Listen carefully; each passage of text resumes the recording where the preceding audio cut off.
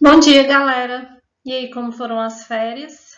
Bom, nós vamos continuar com as aulas à distância e hoje nós iniciaremos o conteúdo do terceiro bimestre. E aí, para eu começar a falar sobre a Baixa Idade Média, que é a crise do feudalismo, primeiramente eu preciso falar com vocês o processo de formação desse sistema, como se deu a saída da antiguidade, da Idade Antiga para a Idade Média.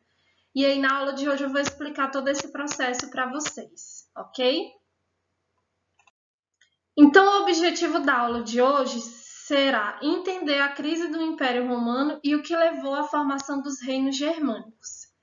E aí, vocês vão acompanhar essa aula de hoje por meio das páginas 160 a 166 do livro de vocês. Vamos lá? Bom, Idade Média.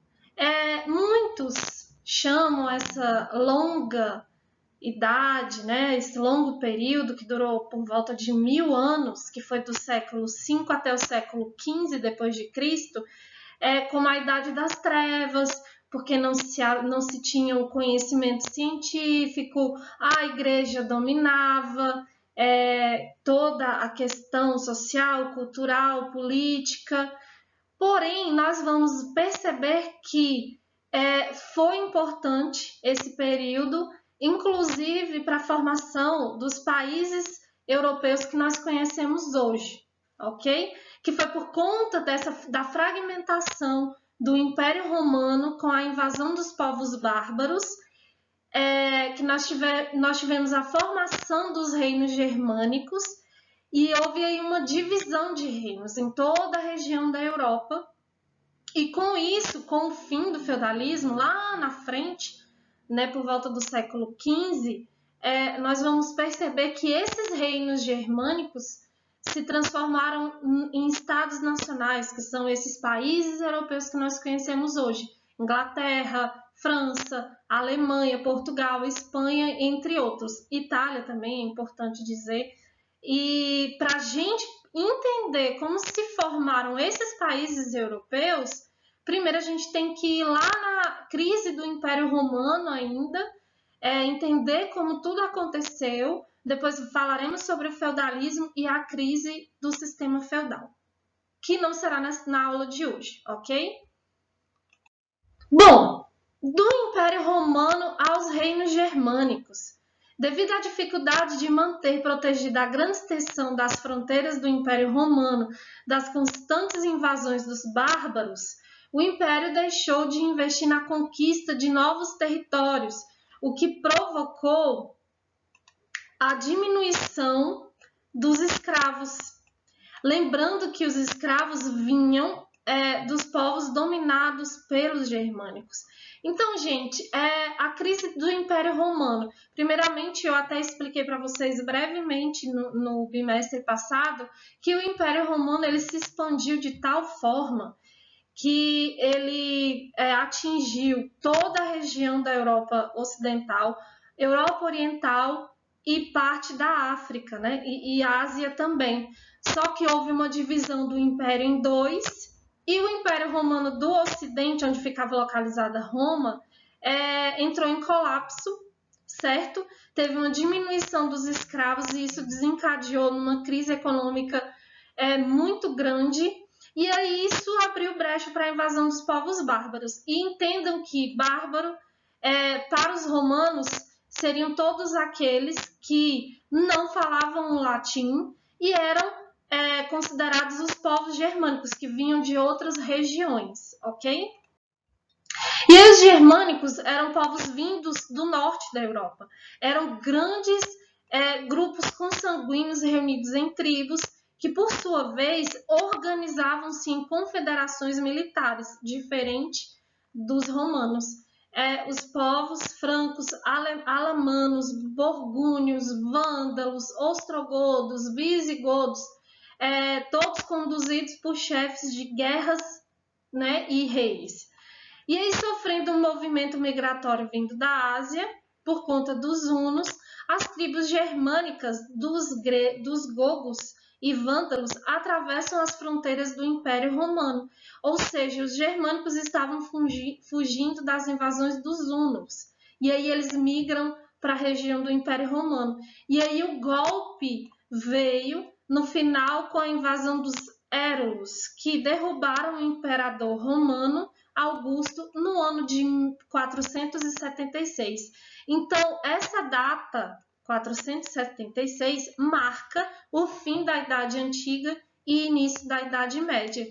E aí, como eu falei aqui, que marca o início da Idade Média, que vai do ano de 1476 até 1546. E aqui eu trouxe o mapa só para vocês entenderem como se encontrava o Império Romano do Ocidente nesse período. Vieram povos de vários lugares e aí eles foram se localizando em vários pontos aqui do Império Romano, certo?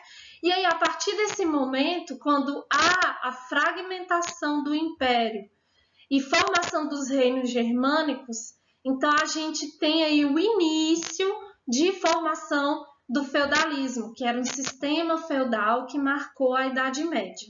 Só que isso durou, gente, cerca de 400 anos mais ou menos. E aí a gente vai ver que o feudalismo ele se consolida ali por volta do século 9, 10 depois de Cristo. E aí depois nós veremos que esse sistema econômico, político, social, ele vai se desintegrar e aí vai abrir espaço para um novo sistema, ok? Síntese dos povos bárbaros. Povos fora das fronteiras, certo? Eles não pertenciam à cultura greco-romana. Germânicos, principal grupo, suevos, lombardos, teutônicos, francos, godos, visigodos, ostrogodos, vândalos, burgúndios, ângulos, saxões. Aí só para vocês terem uma ideia, os francos foram os principais. E aí, tanto que esses povos marcaram a formação da França, né, que é o país que nós conhecemos hoje. Então, a França foi constituída pelos francos. A economia deles era agropastoril, tá? Diferente dos romanos, que trabalhavam mais com comércio. Ausência de comércio e moeda, ausência de escrita. Eles inicialmente eram politeístas, porém, com essa união entre romanos e germânicos, a gente vai ver que a maioria deles começam a se converter ao cristianismo. Inicialmente, eles não tinham essa ideia de propriedade privada e o poder político era casta de guerreiros e o direito era consuetudinário. O que é isso? Era um direito de tradição.